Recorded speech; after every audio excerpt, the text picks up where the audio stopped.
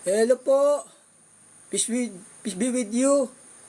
The name our Lord Jesus Christ. Good evening po. Our topic for tonight, born again, born to our Lord Jesus Christ. Ayun po ang ating topic. It is a topic for tonight. Born in our Lord Jesus Christ. Our topic for tonight. Peace be with you. The name our Lord Jesus Christ. Good evening po. Yun po yung ating paksa, ating topic. The born our Lord Jesus Christ. Ganun po.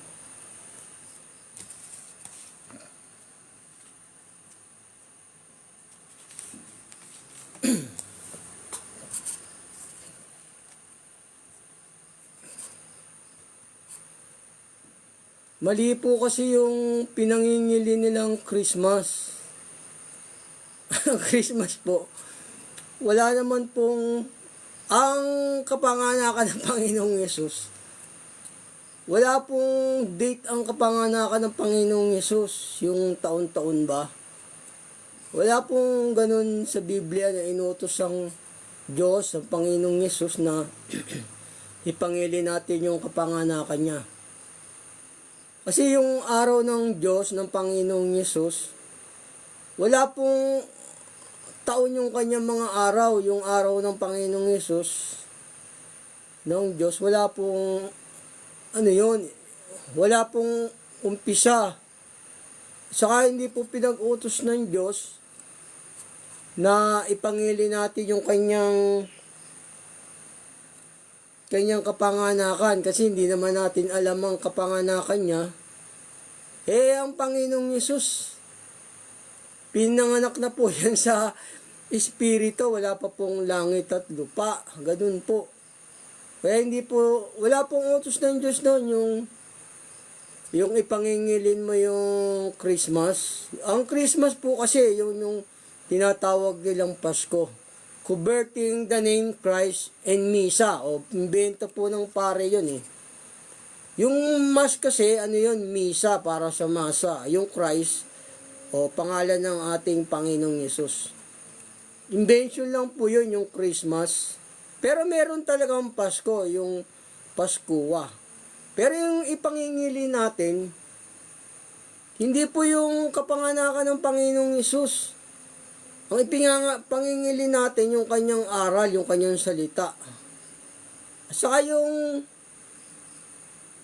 ipinangingili nilang Pasko, ano po yun? Hindi po yun araw ng kapanganakan ng Panginoong Yesus. Hindi po. Ano po yun? Yung araw ng kamatayan yun, yung paghahandog sa kordero, di ba? Nung ipinako siya sa krus, yung araw ng ng Pasko ang ginaganap nila Moises noon eh. O doon po yung time na ipinako yung Panginoong Yesus. O yung araw po yun ang kamatayan ng Panginoong Yesus, yung Pasko na tinatawag. O hindi po yun ang kapanganakan niya. Kasi ang Panginoong Yesus po, wala pong taon siya, wala siyang taon, walang utos na ipangili natin yung kanyang kapanganakan. Kasi exist na siya bago pa nagkaroon ng langit at lupa, exist na po yung Panginoong Yesus. O ang may bilang ng taon, yung may birthday, yung mga tao, hindi naman tao ang Panginoong Yesus eh. Nagkatawan tao lang yun eh. Tayo po yung may birthday, tayo may mga taon. Pero yung Panginoong Yesus wala po siyang taon-taon ipangingilin mo yung kanyang kapanganakan. Hindi po. Nagkatawan tao lang po ang Panginoong Yesus. Ang ipangingilin natin, yung araw ng kanyang kamatayan, yun po yun.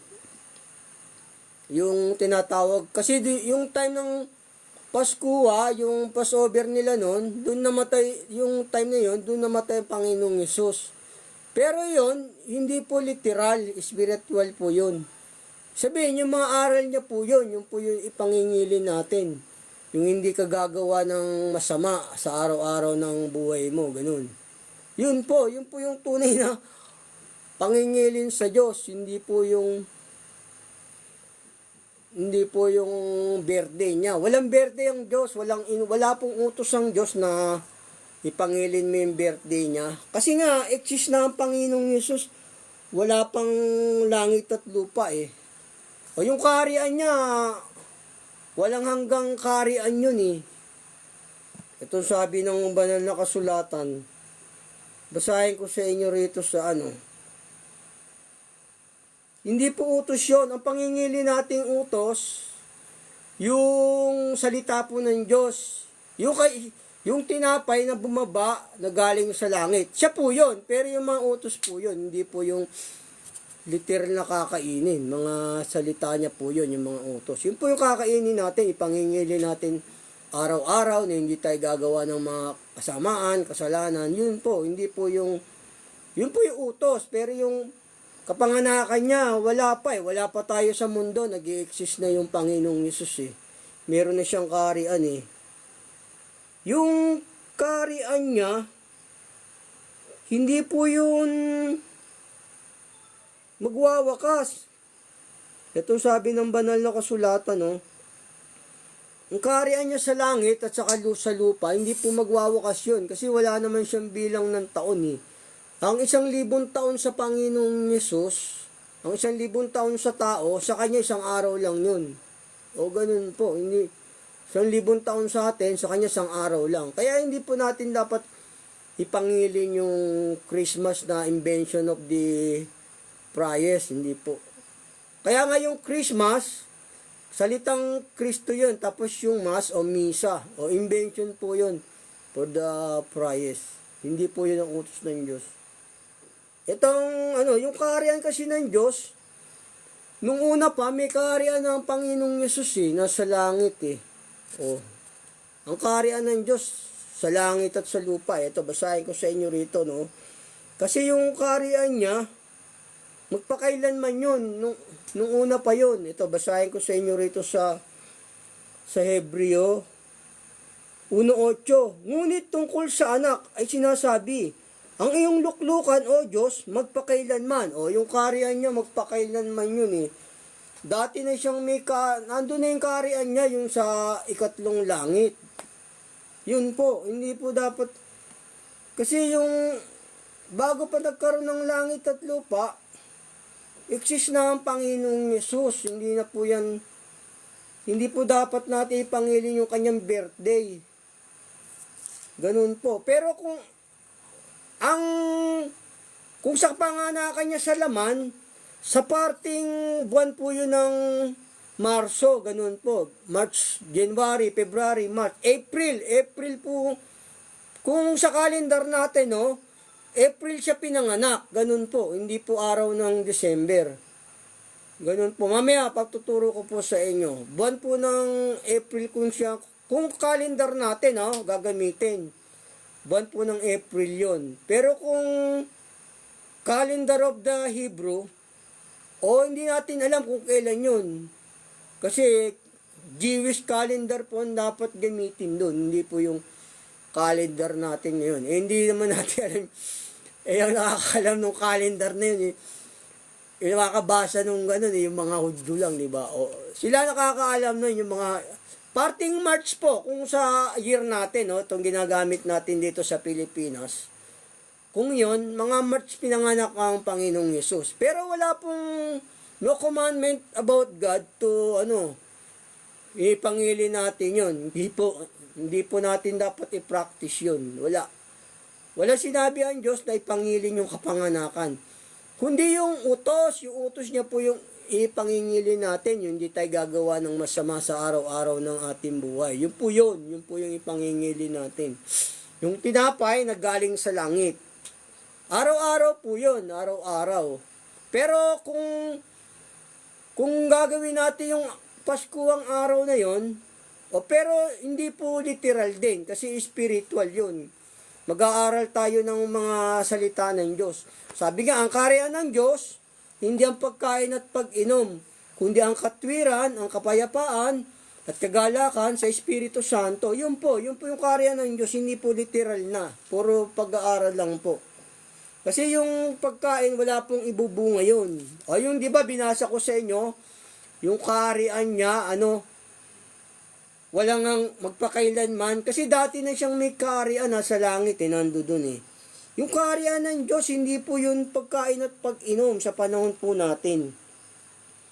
Ito, basahin ko sa inyo, para maintindihan nyo. Yung kaharian ng Diyos, hindi pagkain at pag-inom yun sa time po natin. Hindi po. Ito sabi sa Roma 14:17.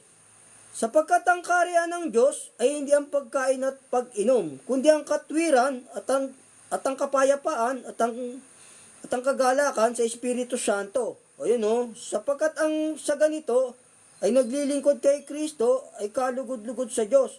O pinatutunayan ng mga tao. O yun yung naglilingkod sa Panginoon ng ganon, yung pangingili na yun, sa Espiritu, yung kalugod-lugod sa Diyos, sabi rito. Sapagkat ang sa ganito ay naglilingkod kay Kristo ay kalugod-lugod sa Diyos.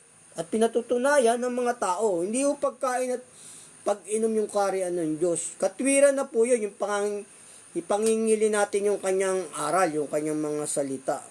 Kasi wala pong natatalang ipinanganak ang ating Diyos sa wala po yun. Pero kung sa Biblia ang pag-aaralan, po yan, sa calendar nga natin, mga parting April po siya pinanganak. Pero sa Hebrew calendar, hindi po natin ma-reach yun kasi sulat nila yun hindi natin maintindihan. Sila po nakakaalam na parting April po sa calendar natin dito ngayon sa Pilipinas. Pero sa Hebrew calendar, sila po ang nakakaalam ng date nun. Ganun po. Kasi ang kaharian ng Diyos hindi pagkain at pag-inom Saka meron na, bago pa nagkaroon ng langit at lupa, meron na siyang kaharian ng Diyos Exist na yung Panginoong Yesus. Ito, basahin ko sa inyo Nag-i-exist na ang Panginoong Yesus bago pa man nagkaroon ng langit at lupa. Kasi may kaharian na siya doon, nakaupo siya sa Ama, sa kanan ng Ama po. Ito sabi sa banal na kasulatan po. Sa mga awit, 111. Sinabi ng Panginoon sa aking Panginoon, umupo ka sa aking kanan, hanggang sa aking gawing tungtungan mo, ang iyong mga kaaway. Meron na silang luklukan dun sa langit meron na yun, wala pa pong langit at lupa, meron na siyang luklukan dun, meron ng upuan ng Panginoong Yesus dun. Yung kaharian ng langit at lupa, sa kanilang mag-ama po yun Kaya wala pong natatala na kasi Panginoong Yesus, exist na yan, wala pang langit at lupa. Ito, basahin ko sa inyo rito sa sa may mga awit, 93:2. Ang luklukan mo ay natatag ng una, ikaw ay mula sa walang pasimula. Kita nyo nga po to, yung luklukan ng Panginoong Yesus doon sa langit, natatag ng una. Wala pang pasimula ng langit at lupa, natatag na yung kanyang kaharian sa langit. Kasi merong ikatlong langit, ando doon yung kaharian ng mag-ama ng Panginoong Yesus. Basahin ko sa inyo rito, Kasi may kaharian na siya, di ba? Sinabi ng Panginoon, sa aking Panginoon, maupo ka sa aking kanan, hanggang sa gawin kong tungtungan mo, ang mga kaaway mo. Meron na siya, natatag na yung kanyang luklukan din, kaharian sa langit basahin ko sa inyo rito muli. Sa mga awit, 93:2. Ang luklukan mo ay natatag ng una. Ikaw ay mula sa walang pasimula. Nagmula pa ang Panginoong Yesus sa walang pasimula nagkaroon lamang ng langit at lupa nagkaroon lamang po ng araw yung mga tao nung nagkaroon na ng lupa, nung dilikanan ng Diyos yung daigdig. Kasi sa Diyos, wala silang mga taon, hindi matatapos ang taon ng Diyos. Walang taon ng Panginoong Yesus, ang Ama, wala po. Wala pong utos din na ipangilin yung kanyang kapanganakan. Kasi exist na ang Panginoong Yesus, wala pang langit at lupa ganun po. Kaya ang tao po ang merong taon, may araw. Pero sila po, wala pong taon at araw ang Panginoong Diyos, ang Panginoong Yesus. Kasi yung ginagawa ng iba, di ba? gaya na ngayon, nangingilin sila taon-taon. Hindi po yun. Hindi po yung commandment of God. Yung Christmas. Hindi po. Ang Christmas sa Diyos, yung kanyang aral sa salita. Yung salita niya, ipangingilin mo po yun araw-araw. Yun po yung tunay na Christmas. O, araw-araw po yun. Papasanin po natin yung kanyang utos. Kasi ito, wala pang pasimula, nandun doon yung karian ng Panginoong Hesus na mag-amay. Ito, basahin ko sa inyong muli. Sa 93, 2 ng mga awit. Ang luklukan mo'y natatag ng una. Ikaw ay mula sa walang pasimula. O, wala pang pasimula eh. Nandun doon na yung Panginoong Hesus eh. Exist na siya eh. Ang merong taon, no? Ang merong taon ng buhay at araw, tayo mga tao, kasi hindi naman tao ang Panginoong Hesus eh. Kaya hindi natin dapat ipangilin yung kapanganakan ng Panginoong Hesus. Sa kanya ang Panginoong Hesus kasi wala po siyang taon, wala siyang araw, walang bilang ang kanyang mga araw at taon. Ganun po. Ang nagkaroon lamang ng araw at buwan nung nilikha ng Diyos yung mundo, yung daigdig. Kasi sa ating Diyos, wala pong araw sa Kanya. Hindi sila nangangailangan ng buwan at araw. Hindi po nangangailangan ng mag-ama ng buwan at araw. Okay, hindi natin dapat ipangilin yung kapanganakan niya. Kasi hindi nila kailangan yung between at araw, buwan. Hindi po kailangan ng Diyos yun. Tayo po ang nangangailangan doon sa between at araw.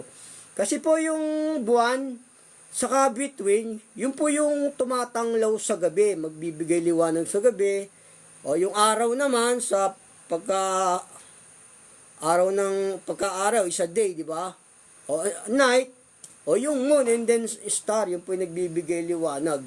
O yung tao po na merong araw, tayo po yun may araw. Meron tayong buwan, pero sila wala. Kasi nga sa bagong langit, wala nang po doon, buwan at araw. Hindi na po kailangan yung buwan at araw doon. Tayo po yung may araw, tayong mga tao. O doon lang nagkaroon ng pasimula ng araw at buwan nung nilalang ng Diyos yung lahat ng mga bagay. Yung tao po may buwan at araw. Pwede tayo mangili ng birthday natin. Pero yung Diyos, hindi po birthday ng Panginoong Hesus. Nagkaroon lang kasi ng araw no? Tung nilalang niya yung langit at lupa. Ganun po. Ito, basahin ko sa inyo, no? Doon lang nagkaroon ng araw. Ang ating Diyos, wala naman siyang buwan at araw. Hindi nila kailangan po yun. Dahil sila yun eh. Wala pong taon yung kanyang mga wakas. Hindi magkakataon yung kanyang wakas. Ito, basahin ko sa inyo rito sa Genesis. Sa uno ng Genesis, nang pasimula ay nilikha ng Diyos ang langit at ang lupa. At ang lupa ay walang anyo at walang laman. At ang kadiliman sumasaibabaw ng kalaliman. At ang Espiritu ng Diyos sumasaibabaw ng tubig. At sinabi ng Diyos, magkaroon ng liwanag. At nagkaroon ng liwanag. At nakita ng Diyos ang liwanag na mabuti. At iniwalay ng Diyos ang liwanag sa kadiliman. At tinawag ng Diyos ang liwanag na araw. At tinawag niya ang kadiliman na gabi. At nagkahapon nagkahapon at nagkaumaga. O ang unang araw, kita nyo nga, may sulat po kasi rito kaya hindi ko mabasa gano. Ito po, nagkahapon at nagkaumaga ang unang araw. Doon lang nagkaroon ng araw yung unang araw nung nilalang ng Diyos yung langit at lupa Doon lang po nagkaroon ng bilang ng buwan at saka taon nung nilalang ng Diyos yung langit at lupa at saka mga between. Kasi ang Diyos wala siyang taon, walang bilang ng Diyos na taon-taon, pangilin mo, hindi po yun. Wala pong utos sa Diyos, ipangilin mo yung birthday niya. Wala po sa Biblia yan. Invention of the Friars lang po yun. Ganun po. Hindi po dapat ipinangingilin yun. Walang taon ng ating Diyos. Sabi po ng banal na kasulatan. Dito po sa Job. Sa Job 36. Hindi magwawakas ang taon ng Panginoong Hesus. Dito po sa Job 36:26. Ito po Narito ang Diyos ay dakila at hindi natin nakikilala siya. Hindi masayod ang bilang ng kanyang mga taon. O hindi masayod yung bilang ng kanyang mga taon eh. Kasi nung una pa exist na ang ating Panginoong Yesus eh. Exist na yung mag-ama, di ba? Ang luklukan niya ay natatag ng una. Anong una? Yung wala pang langit at lupa. Nandoon na yung kanyang kaharian sa ikatlong langit. O paano mo ipangingilin yung birthday niya? Eh wala pang ang langit at lupa. O nandoon na yung Panginoong Yesus, andun na yung kaharian nila. O ang kanyang luklukan. O wala pong taon ng Diyos, wala po. Wala po siyang taon, hindi pa pwede po. Kaya mali po yung tinuturo ng mga pare. Ganun po, mali po yun. Kaya sabi nga sabi nga doon, di ba, ibulat ang kailang matay mula sa kadiliman hanggang sa kaliwanagan, hanggang sa kapangyarihan ni Satanas, hanggang sa Diyos, di ba? Sabi po sa Gawa 26. Sabi nga ng Diyos, ang katotohanan ang magpapalaya sa inyo. O doon po, kasi nga nasa mali pa kayo eh. Pagka ganyan, hindi pa po yan ang kaharian ng Diyos. Ganoon po. Ang kaharian, kasi ang taon ng Panginoong Yesus hindi po magwawakas, di ba sabi? O ganun. Ito, basahin ko sa inyo rin dito. Hindi magwawakas ang kanyang yung kanyang mga taon dito po sa sa Hebreo 1:10 hanggang 12. At ikaw, Panginoon, nang pasimula inilagay mo ang kinasasaligan ng lupa. At ang mga langit ay magawa ng iyong mga kamay. Sila'y mga papahamak, tatapot ikay mananatili. At silang lahat ay mga lulumang gaya ng isang kasuotan. At gaya ng isang balabal, sila'y iyong bibilutin. At sila'y mapapalitang gaya ng kasuotan. Ngunit ikaw, at ikaw rin. At ang iyong mga taon ay hindi matatapos. O kita nyo nga, hindi matatapos yung taon ng Panginoong Jesus, ng mag-ama. Kasi nga, ang 1,000 taon sa tao, o isang araw lang sa Diyos yun. Ganun po, sa Panginoong Yesus. Walang katapusan ng taon niya. Hindi mo nga alam kung kailan siya Wala pa kasing mundo, pinanganak na ang Panginoong Yesus. Ganun po. Yun po, ang pangingilin natin, yung kanyang aral, hindi po yung Kaya nga sabi nga, di ba, ako ang Alpha at ang Omega, ang una at ang huli. O, wala pang ang langit at lupa, nandoon na. Tapos, pangingili niya, birthday daw ng Diyos yun. Hindi po birthday ng Diyos ngayon. Wala pong birthday siya. Walang birthday ng Diyos. Hindi po nagbe-birthday. Mali po yung pinangingilin niya, mali. Ang tamang pangingilin po, yung aral, yun po. Hindi po yung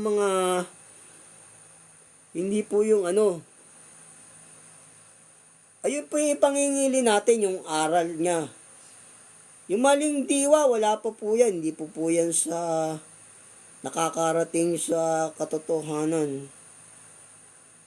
Ang ipangingili natin, yung tinapay na walang libadura. Itong sabi ng kasulatan. Ito pa ipangingili natin, yung tinapay na walang libadura.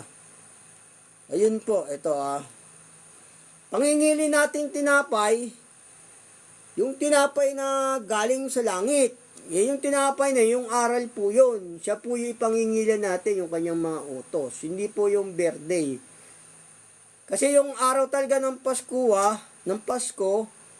o yung araw ng kamatayan niya, yun po yun. Hindi po yun kapanganakan niya.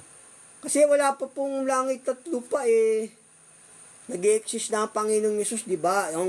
Ang luklukan ay natatag ng una. O, kita nyo nga, paano may pangingilin yun? Wala pang ang langit at lupa, exist na siya. O, basahin ko muna sa inyo rito, no?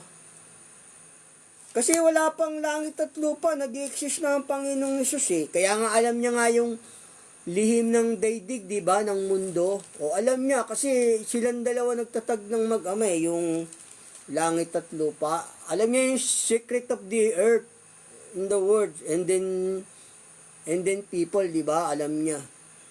Kaya hindi po natin yung hindi, at saka walang utos na ipangili natin yung kapanganakan niya. Hindi po yun, mali po yun. Galit po nga yung Diyos yung, yung sa mga ganung bumago ng aral, hindi po sa Diyos yung mga ganun. Sabi ng banal na kasulatan, hindi po sa Diyos. Ito, kasi yung Panginoong Yesus, no, nung ginawa yung langit at lupa, ando doon na siya. Ito, basahin ko sa inyo rito sa Kawikaan. Sa Kawikaan 8:22. Inari ako ng Panginoon sa pasimula ng kanyang lakad bago pinasimulan ang kanyang magawa ng una. O nung una pa, ako'y nalagay mula noong araw, mula nang walang pasimula. Bago nilikha ang lupa. O kita nyo nga, bago nilikha ang lupa, nalagay na siya ang Panginoon, nandun na. Ako'y nailabas ng wala pang mga kalaliman, wala pang mga bukal na sagana ng tubig. Bago ang mga bundok ay nalagay, bago ang mga burol ay ako'y nailabas. Samantalang hindi pa niya nililika ang lupa niyang mga parang man. O wala pang lupa, kahit na yung mga paramang, mga bukid, sabi, wala pa. Ni pasimula man ang alabok ng sanlibutan, wala pang mga alabok, nandoon siya, na kanyang itatag ang langit, nandoon ako. Nandoon ang Panginoong Yesus nung itatag yung langit Kaya alam niya nga yung lihim ng buong daigdig alam niya Kaya hindi rin po tao yun, mabulahan po rin yung tao. Hindi po natin dapat ipangilin yun, yung kapanganakan niya. Walang utos po na ipangilin yun. Ipangingili natin siya, isabihin, yung aral po yun, hindi po yung patuloy ko po, na kanyang patibayin ang langit sa itaas, nang maging matibay ang mga bukal ng kaliliman, nang bigyan niya ang dagat ng kanyang hangganan upang wag salansangin ng tubig ang kanyang utos. Nang kanyang iayos sa mga patibayan ng lupa, nasa siping nga niya ako na gaya ng matalinong manggagawa. At ako ang kanyang ligaya sa araw-araw na nagagalak lagi sa harap niya. Sabihin nasa siping, nandun siya sa tabi. Yung nilalalang nila yung langit at lupa, nandun po siya sa tabi, yung Panginoong Yesus. Kaya hindi po dapat natin ipangilin yung taon niya. Walang taon po ang Diyos. Wala po yun. Hindi po dapat na. At saka walang utos na ipangilin natin yung kapanakan niya dahil wala pang langit at lupa, nandun na siya.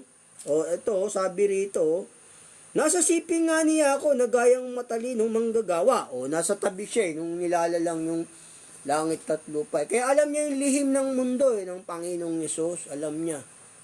Kasi nga, Diyos siya, kasama siya ng Ama Inilihim lang siya ng Ama. Sabi nga ng banal na kasulatan, kalwalatian nga ng Diyos na maglihim ng isang bagay. Sino ba inilihim? Yung Panginoong Yesus. Mababasa niyo po yan sa sa Kawikaan 25:2. Doon po. Kalwalatian nga ng Diyos na maglihim ng isang bagay. Yun. Inilihim ang Panginoong Yesus sa lahat ng panahon at lahi. Wala siyang taon kasi nga, kaya hindi natin ipangingilin yun. Ganun po. Pero yung kapanganakan niya sa laman, mamaya, kwento ko sa inyo, turo ko sa inyo. Parting April po yun. Kung kapanganakan niya sa laman, yung nagkatawang tao siya, April po yun. Kung sa kalendaryo natin ngayon, parting April. Hindi po December. Kasi, nanginginain yung mga tupa ron sa Jerusalem di ba? Sa ngayon December, wala doon nagyeyelo po yung Jerusalem ngayon. Maraming isto po ngayon. Hindi po natin dapat ipangilin yun. Palpak po yun. Pagka yung ganong nasa maling aral, nasa kadiliman pa yun. Nasa kapangyarihan pa kayo sa tanas nun. Wala po yun. Wala pong natatala ng ganon yung ipangili yung birthday. Ito po yung ipangingili natin. Ito po yung sabi ng Diyos, ipangingili natin ito. Ito ang ipangingili natin, Itong kanyang katawan, ang ipangingili natin. Sabi pangingili natin to, yung mga utos niya po to, yung mga aral po, yun po yung ipangingili natin. Hindi po yung birthday niya, kasi wala namang birthday ang Panginoong Diyos na natatala Saka nung una pa, exist na siya, di ba? Nag-i-exist na ang Panginoong Yesus. Wala pang langit at lupa na itong tinataanan natin. Nandun po sila sa ikatlong langit. Ganun. Ito ay pangingilin po natin, no? Yung kanyang mga utos po to, sabi ng banal na kasulatan. Sabi nga, kayo'y magsigawa, hindi sa pagkaing napapanis, kundi sa pagkaing tumatagal, sa buhay na walang hanggan. O, yun po yung pangingilin natin, yung mga aral po yun, ibig sabihin nun. Ito, basahin ko sa inyo rito. Ito yung pangingilin natin, eh. Sa 1:50. Ito ang tinapay na bumabang galing sa langit, upang ang taong makakain ay huwag mamatay. Ako ang tinapay ng buhay na bumabang galing sa langit. Kung sino man ay kumakain ng tinapay na ito, siya'y mabubuhay magpakailanman. At ang tinapay na aking ibibigay ay ang aking laman sa ikabubuhay ng sanlibutan. O, yung laman niya ang ating kakainin. Yung kalaman ng, yung po yung pangingili natin, yung kanyang, siya yung tinapay, siya yung laman, siya yung dugo. O, ibig sabihin po nun, yung kanyang mga utos, yung mga aral po. O, patuloy ko po. At ang Espiritu nga, ang bumubuhay. Sa laman ay walang anumang pinakikinabang. Ang mga salitang sinasalita ko sa inyo, ay pawang Espiritu at pawang buhay. O yun o, yung salita niya po ipangingilin natin, ibig sabihin nun, yung mga aral po. Yun po, pangingilin po natin yun. Yung hindi ka ba gagawa ng kasamaan sa araw-araw ng buhay mo. O kung namumuhay ka man sa mundong ito, nasa instruction lang ng God, ganun. O sabi nga, isang asawa lang, o pwede na yun. Huwag ka naman bababae, huwag ka naman mangangalo niya.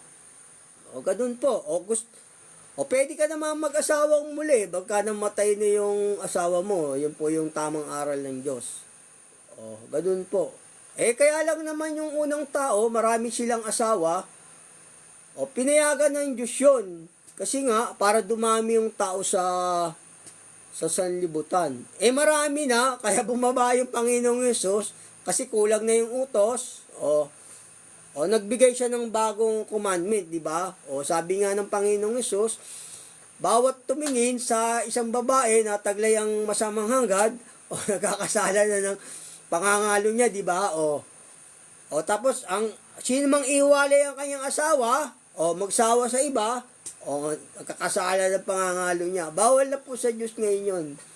Kaya tayo, pwede naman mag-asawa isa lang. Kailangan be careful to find woman, di ba? Ganun po. Kailangan mamili tayo ng kind, di ba? O ganun po. Kailangan yung sumusunod po sa utos ng Diyos, yung po magandang maging asawa. Sabi nga, hindi pwedeng magsama ang dilim at ang liwanag. O kailan piliin mo yung gusto sa liwanag, yung sumusunod sa utos ng Diyos. Yung po yung pangingili natin, yung kanyang mga aral, yung mga salita. Siya po yun, pero yung aral po yun, salita. O hindi po yung literal, spiritual po yun, hindi po yung birthday niya. O, wala po kasing inuutos nun yung birthday, pangingilin mo, wala po nun. Yun po yung pangingilin natin. Ito po sabi sa unang Korinto. Ito po yung Pasko ng Panginoong Yesus, no? Yung Pasko niya, ito po, sa may unang Korinto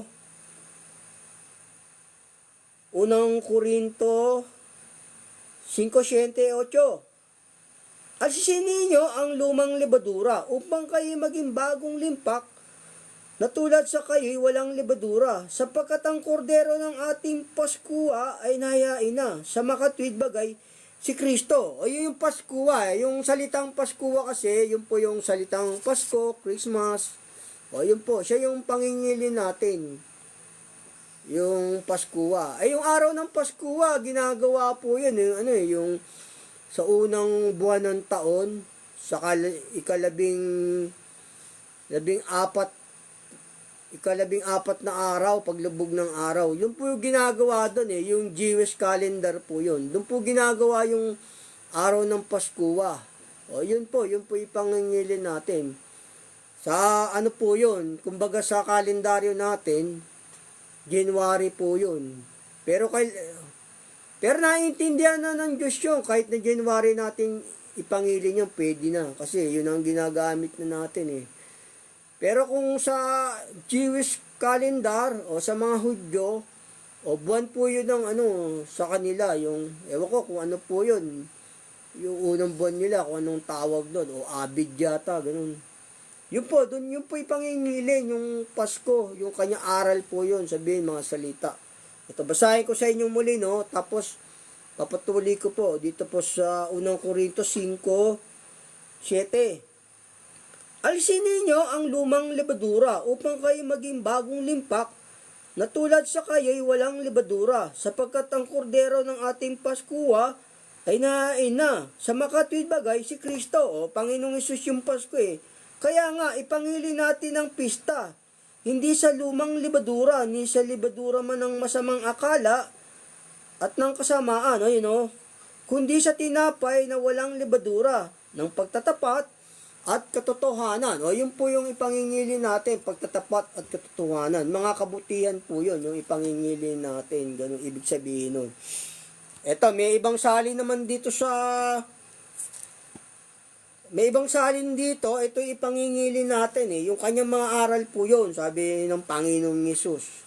Sabi nga, kayo magsigawa, hindi sa pagkain napapanis, kundi sa pagkain tumatagal, sa buhay na walang hanggan. Yun po yung mga aral niya, yun po yung pangingili natin. Ito sabi ng banal na kasulatan po. Ito po, ito yung katumbas na salita nun, yung sa may 1 Corinto 5:7-8, ito po, ito yung pangingili natin. Sa may Isayas po, 1:16, Mangagaghugas kayo, linis kayo. Alisin ninyo ang kasamaan sa inyong mga gawa sa harap ng aking mga mata. Maglikat kayo ng paggawa ng kasamaan. Maglilikat tayo, tatanggalin natin makasamaan. Mga tuto kayo magsigawa ng mabuti. Inyong hanapin ang katulan, inyong saklolohan, ang napipigati, inyong hatulan, ang ulila.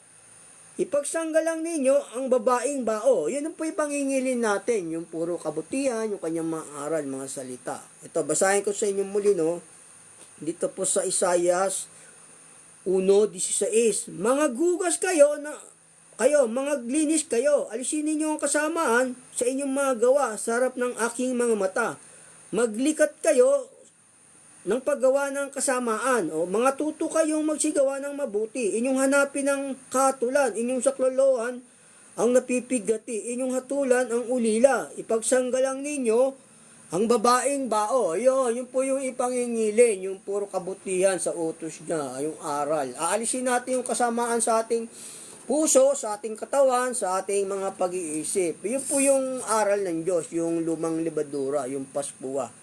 Ayun po yung ipangingili natin, yung kanyang mga aral. Ang sinasalita ko sa inyo ay pawang espiritu at pawang buhay. Yun po yung mga aral niya. Kaya sabi ng Panginoong Hesus, magsigawa kayo hindi sa pagkain napapanis, kundi sa pagkain tumatagal, sa buhay na walang hanggan. Yun po yung ipangingili nating Pasko. Yun po yung talagang Pasko, yung paghahanda ng kordero.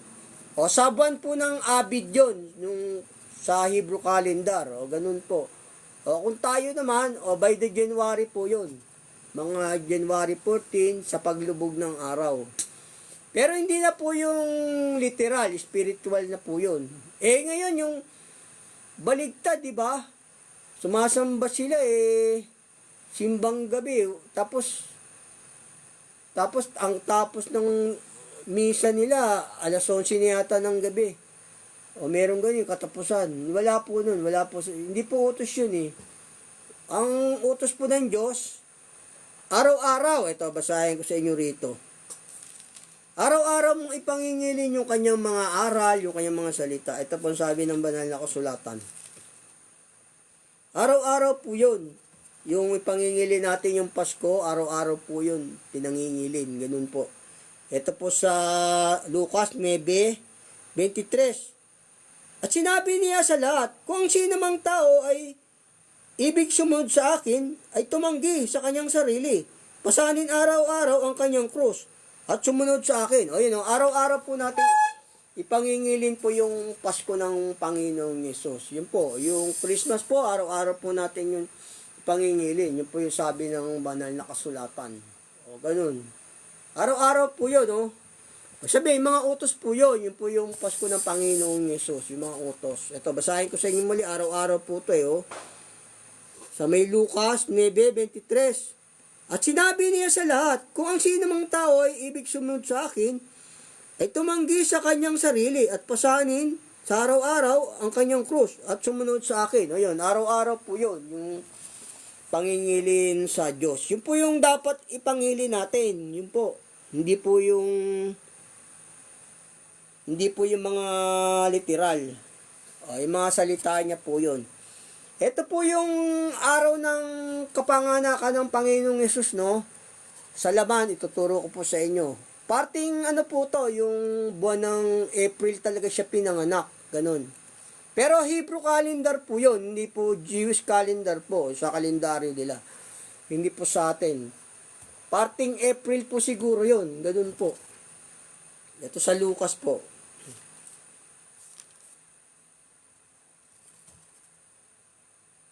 Kasi po to kasi ito pong si Elizabeth, 'di ba? Wala pong anak to eh. Wala pong anak si Elizabeth eh. Tapos sabi nung anghel magkakaanak siya. Oh, nagkaanak to si Elizabeth sa pamagitan ng Diyos din. Ang ipanganganak niya ang ipanganganak niya si Juan Bautista. O ganun, siya ipanganganak niya si Juan Bautista eh.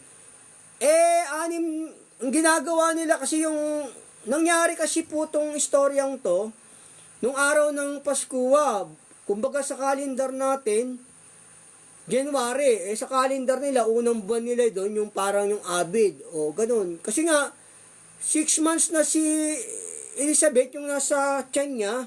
O tapos tinawag naman ng anghel yung si Virgin Mary para magkaanak. O nung 6 months, tapos sabi, nagli na siya ng di ba? January, February, March, April, May, June. O by July, nagdadalang tao na po si Virgin Mary noon. O July. Ang tao, di ba, nanganganak 9 months. O July, di ba? August, September, October, November, December, January, February, March. O parting March to April, nanganak na po si Virgin Mary kung sa kalendaryo po natin yun. Yun po yung kwento rito sa banal na kasulatan, yung aral. Ganun po. Kasi naganap kasi yung pakikipag-usap ng anghel kay Elizabeth nung yung araw ng buwan nila, yung kalendaryo nila. Ito, basahin ko sa inyo po. Basahin ko sa inyo rito, no? Sa mahaba-haba po to, basahin ko sa inyo para malaman nyo ang kapanganakan talaga ng ating Panginoong Yesus. Mga parting March, April po yun. Kung sa kalendaryo po natin, no? Pero kung kalendaryo nila, ano po yun? Hindi ko pa alam yung nila doon eh. Ito, kalendaryo nila doon eh. Ito po sa Lucas 1, mahaba-haba po to, di ba? Paiksiyan ko na lang kaya. Ito po sa Lucas. Basahin ko na nga sa inyo. Sa Lucas 1:4. Upang mapagkilala mo ang katunayan tungkol sa mga bagay na itinuro sa iyo. Nagkaroon ng araw ni Herodes na hari sa Judea. Isang saserdote ang ngalay sa Zacarías sa pulutong ni Abias. At ang kanyang asawa at naging asawa niya, isa sa mga anak na babae ni Aaron, at ang kanyang ngalay, Elizabeth. At sila'y kapwa matuwid sa harap ng Diyos na nagsisilakad na walang kapintasan sa lahat ng mga utos at mga palatuntunan ng Panginoon. At wala silang anak sapagkat baog si Elizabeth. At sila'y kapwa may pataw ng maraming taon. Nangyari nga, samantalang ginaganap niya ang pagkasaserdote sa harapan ng Diyos, ayon sa kapanahunan ng kanyang pulutong, alinsunod sa kaugalian ng tungkulin ng pagkasaserdote ay Naging palad niya ang pumasok sa templo ng Panginoon at magsunog ng kamangyan. At ang buong karamihan ng mga tao ay nagsisipanalangin sa labas sa oras ng kamangyan. At napakita sa kanya ang isang anghel ng Panginoon na nakatayo sa dakong kanan ng dambana ng kamangyan. At nagulumihanan si Zacarias. Pagkakita niya sa kanya at dinatnan siya ng takot. Tatapot sinabi sa kanya ng anghel, "Huwag kang matakot, Zacarias, sapagkat dininig ang daing mo at ang asawa mong si Elizabeth ay manganganak sa iyo ng isang anak na lalaki at tatawagin mong Juan ang kanyang pangalan. At magkakaroon ka ng ligaya at galak at marami ang maliligaya sa panganganak sa kanya sapagkat siya'y magiging dakila sa paningin ng Panginoon at siya'y hindi inom ng alak ni matapang na inumin. At siya'y mapupuspos ng Espiritu Santo mula pa sa tiyan ng kanyang ina. At marami sa mga anak ni Israel, papawalumbaliking loob niya sa Panginoon na kanilang Diyos. At siya'y lalakad sa unahan ng kanyang muka na may espiritu at kapangyarihan ni Elias upang pabaliking loob ang mga puso ng ama sa mga anak at ang mga suwail magsilakad sa karunungan ng matuwid upang ipaglaan ng Panginoon ng isang bayang na handa. At sinabi ni Zacarias sa anghel, "Sana malalaman ko ito sapagkat ako'y matanda na at ang aking asawa ay may pataw ng maraming taon." At pagsagot ng anghel, sinabi niya, "Ako'y si Gabriel. Si Gabriel na nananayo sa harapan ng Diyos at ako'y sinugo upang makipag-usap sa iyo at magdala sa iyo nitong mabuting balita. Narito, mapipipi ka at hindi ka makapangungusap hanggang sa araw na mangyari ang bagay na ito sapagkat hindi ka sumampalataya sa aking mga salita na magaganap sa kanilang kapanahunan." At hinihintay ng bayan si Zacarias nang gilala sila sa kanyang pagluluwat sa loob ng templo. At nang lumabas siya at hindi niya mapagsalita sa kanila na hinahanap nila, hiniganap nila na siya'y nakakita ng isang pangitain sa templo at siya'y nagpatuloy ng pakipag-usap sa kanila sa pamagitan ng mga hudyat na natiling pipi. Nangyari nang maganap na ang araw ng kanyang paglilingkod, siya'y umuwi sa kanyang bahay. Pagkatapos ng mga araw na ito ay naglihi ang kanyang asawang si Elizabeth. O yun, naglihi yung si Elizabeth nung by the January sa panahon po natin, no? By the January, no? Sa calendar natin. Pero kung sa calendar nila, abid po yun. Ganun po. 6 months na to, basahin ko sa inyo, no? Patuloy ko po. At siya'y lumigpit ng 5 buwan at nagsasabi, "Ganito ang ginawa ng Panginoon sa akin sa araw ng ako'y tangnan niya upang alisin ang aking pagkaduwagi sa gitna ng mga tao. Nang ika-6 nga ng buwan, nang ika-6 na buwan nga, sinugo ng Diyos ang anghel Gabriel sa isang Galilea, ang ngalay Nazaret." 6 na buwan na nung nagdadalang tao si Elizabeth, tapos sinugo naman siya kay Maria. Patuloy ko po, no? At isang dalagang mag-aasawa sa isang lalaki na ang kanyang ngalay Jose, sa angkan ni David. Maria ang pangalan ng dalaga. At pumasok siya sa kinaroonan niya at sinabi, "Magalak ka, ikaw na totoong pinakamamahal. Ang Panginoon ay sumasa iyo." Datapot siya totoong nagulumihanan sa sabing ito. At iniisip sa kanyang sarili kung anong bati kaya ito. Sinabi sa kanya ng anghel, "Huwag kang matakot, Maria, sapagkat nakasumpong ka ng biyaya sa Diyos. At narito, maglili ka sa iyong tiyan at manganganak ka ng isang lalaki. At tatawagin mo ang kanyang pangalan, Jesus. Siya'y magiging dakila at tatawaging anak ng kataas-taasan. At sa kanya ibibigay ng Panginoong Diyos ang luklukan ni David na kanyang ama. At siya'y maghahari sa angkan ni Jacob magpakailanman. At hindi magkakawakas ang kanyang kaharian." At sinabi ni Maria sa anghel, "Paano mangyayari ito? Ako'y hindi nakakita ng lalaki." At sumagot ang anghel at sinabi sa kanya, "Bababa sa iyo ang Espiritu Santo at liliniman ka. Ang kapangyarihan ng kataas-taasan, kaya naman, ang banal na bagay na ipanganganak ay tatawaging anak ng Diyos. At narito, si Elizabeth na iyong kamag-anak ay naglirin ng isang anak na lalaki sa kanyang katandaan. At ito ang ika-6 na buwan niya. na dito'y tinatawag na baog. O yun, 6 na buwan na pinanganak po buntis na po si Elizabeth ng 6 na buwan kay Juan Bautista. O tapos dinalaw siya ng anghel. O by the July, naglina si Virgin Mary. O nanganganak di ba yung taon 9 months? O ganun po.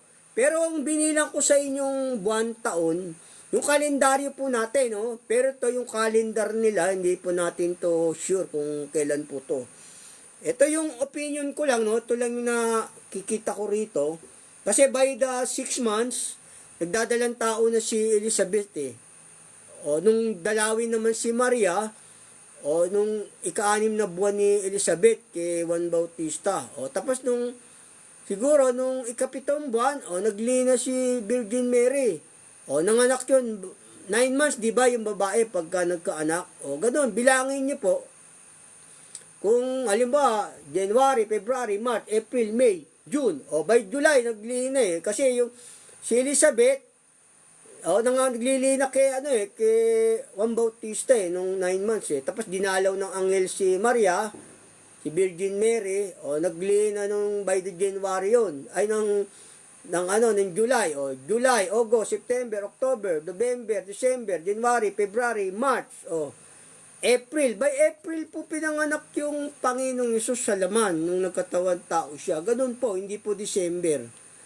Kasi gumaganap sila rito ng Pasko, yung kalendaryo nila eh. Naganap tong pagdalaw kay Elizabeth nung araw ng Pasko. Tapos nung 6 months na yung nagdadalang tao si Elizabeth, dumalaw yung anghel, kinausap naman si Mama Mary, si Virgin Mary.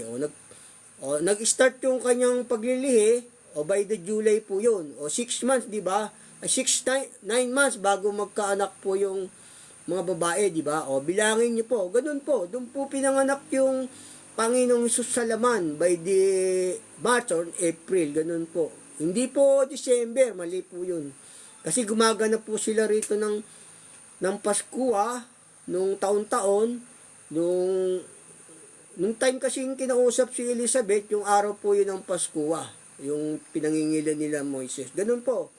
God bless po. Sana naintindihan nyo ang talagang kapanganakan ng ating Panginoong Hesus sa laman, yung pong by the, March to April. Ganun po. Kasi 6 months na po si Elizabeth, nung sa tiyan niya si Juan Bautista, di ba? Nung kinausap si Virgin Mary ng anghel, yun, naglina siya ng by July. Ganun po.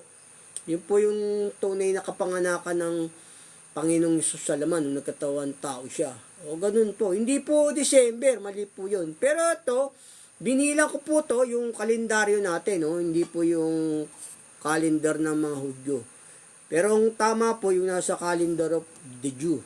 Ganun po. God bless po. Yun po yung ating paksang natapos.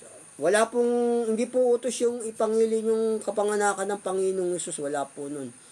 Ang ipangingilin po natin, yung kanyang aral, yung kanyang pong mga salita. Araw-araw po yun, may Pasko tayo kung sinusunod natin yung utos ng Diyos. God bless po. Merry Christmas po. Sana naintindihan niyo po yung aral ng Panginoong Hesus. Exist na siya before make the world, di ba? Create God. Ganun po. God bless. Ingat. Pangalan po ng ating Panginoong Hesus. God bless. Merry Christmas. Happy New Year.